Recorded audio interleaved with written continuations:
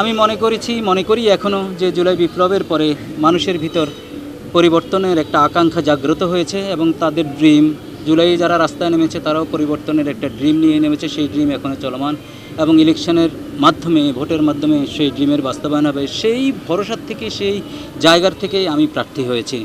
তো সুতরাং যে খরচটা এখানে হচ্ছে, যে বিশাল ব্যয় এখানে হচ্ছে, আমি অত্যন্ত ফ্রাস্ট্রেটেড, আমি অত্যন্ত ভারাক্রান্তভাবেই বলতেছি আপনাদের মাধ্যমে যারা শুনছেন। এই বন্দোবস্তের বিতরণ না করা পর্যন্ত, এই বন্দোবস্তের মূল উৎপাটন না করা পর্যন্ত আমাদের ভাগ্যের উন্নয়ন ঘটবে না। আমরা বারে বারে বছর পর, যুগের পর হয়তো আমরা আবার জুলাই পাবো, আমরা জুন পাবো, আমরা আগস্ট পাবো, কিন্তু আমাদের ভাগ্যের পরিবর্তন হবে না। সেই পরিবর্তনের জন্য যে মেসেজগুলো দেওয়া দরকার, আমি মানুষকে সেই মেসেজগুলো দিয়ে যাচ্ছি। আমি বলতেছি টাকা দিয়ে ভোট না, ভোট দিয়ে টাকা না। আমি বলছি চলুন বদলে যাই, আমি সব বদলে যাই, চলুন বদলে দেই। সেই আকাঙ্ক্ষা থেকেই আমি মাঠে ঘাটে আছি।